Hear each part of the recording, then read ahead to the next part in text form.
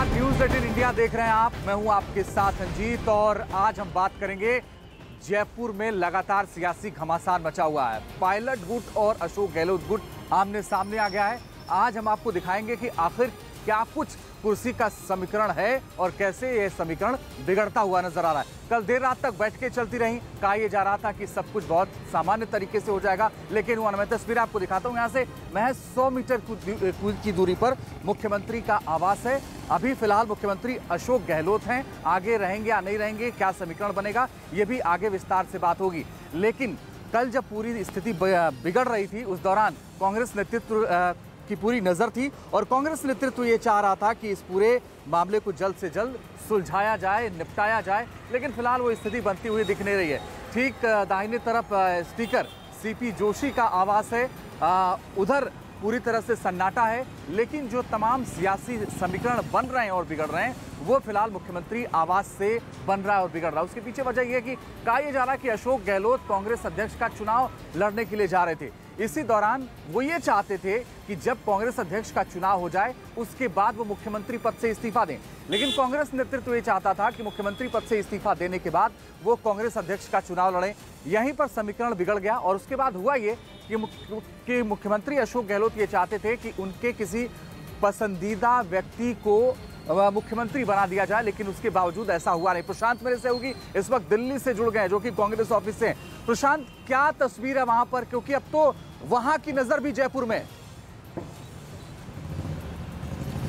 बेहद अहम खबर है ये, बेहद अहम खबर। देश की सबसे पुरानी पार्टी से जुड़ी सबसे बड़ी और ताजा खबर इस वक्त की, जबकि हम दिल्ली में मौजूद हैं कांग्रेस दफ्तर में ही। अजय माकन का ये दफ्तर हम देख सकते हैं जो राजस्थान पहुंचे हुए थे। लेकिन अब एक बड़ी खबर ये कि लगातार असंतोष विधायकों में देखा जा रहा है। इस्तीफा वो दे रहे हैं और असंतोष इस बात को लेकर कि आलाकमान अगर फैसला ये करता है कि वहां मुख्यमंत्री बदला जा रहा है और अगर वो उनकी मर्जी का, उनके बीच का नहीं है, तो फिर ये उन्हें स्वीकार नहीं है। और ये इस वक्त की बेहद अहम और बड़ी खबर। लेकिन ये खबर इसीलिए भी खास है क्योंकि देश की सबसे पुरानी और सबसे बड़ी पार्टी जो कभी रही है उसमें इतनी बड़ी बगावत, अगर आलाकमान ये तय करता है कि आगे किसे मुख्यमंत्री बनाना है, किसे राष्ट्रीय अध्यक्ष तय होना है, किस तरह से आगे प्रक्रिया चलेगी, तो इस तरह का असंतोष राजस्थान में आखिर क्यों?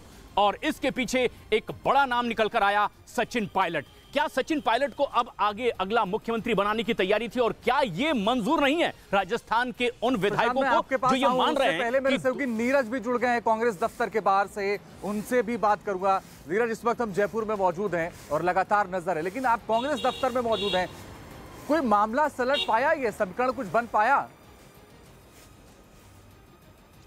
देखिए, अभी तक ऐसा कुछ नहीं है अजीत। आपने अभी थोड़ी देर पहले जिक्र किया कि मुख्यमंत्री आवास के बाहर सन्नाटा है, कांग्रेस में भी सन्नाटा है, लेकिन अंदर हलचल बहुत है कांग्रेस के अंदर।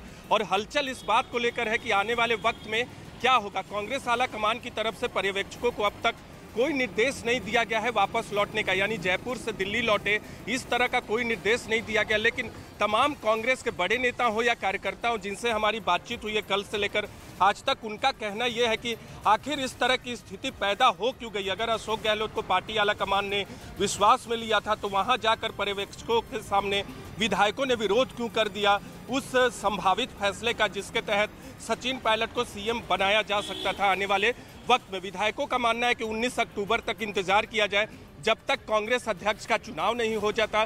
कांग्रेस अध्यक्ष के लिए नामांकन का आज दूसरा दिन है। तमाम लोग, शशि थरूर के प्रतिनिधि ने अपना नामांकन फॉर्म ले लिया है, लेकिन अशोक गहलोत नामांकन दाखिल करेंगे कि नहीं, अब ये भी सवाल कांग्रेस कार्यकर्ताओं और नेताओं के मन में उठ रहा है। राजस्थान का सियासी संकट कैसे सुलझेगा ये आज की तारीख में पता चलेगा, कुछ तस्वीर साफ होगी, लेकिन थोड़ा इंतजार करना होगा। पार्टी आला कमान की तरफ से अब तक अजय माकन या मल्लिकार्जुन खड़गे को कोई निर्देश नहीं दिया गया है कि वो जयपुर से दिल्ली लौटे।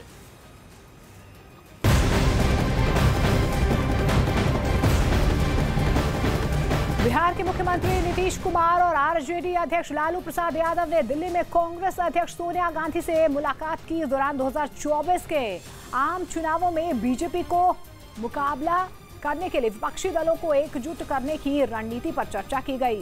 बैठक के बाद नीतीश कुमार ने कहा कि देश के अनेक दलों को एक होना होगा और देश के लिए काम करना होगा। तो वहीं लालू प्रसाद यादव ने कहा कि हमने बीजेपी को बिहार से विदा कर दिया है, अब देश से उसकी विदाई की बारी है। उन्होंने कहा कि देश को बचाना है तो बीजेपी को हटाना है, उसके लिए हम सभी को एक साथ आना होगा। हम लोग दोनों लोग एक साथ बैठ करके मैडम से बातचीत किए हैं, तो आप लोग जानते ही है ना कि हम लोगों का विचार है कि देश में अनेक दलों को एकजुट होना है और मिल करके देश के लिए आगे काम करना है, इसकी प्रगति के लिए काम करना है। तो इन सब चीज़ों पर हम लोग बातचीत कर रहे थे और उनकी तो है ही, लेकिन अब वही है कि अभी कोई चीज़ के बारे में एक बात है कि उनके यहाँ तो अपना पार्टी का अध्यक्ष का चुनाव वगैरह है, वो सब के बाद ही फिर फाइनली वो कहेंगी कुछ।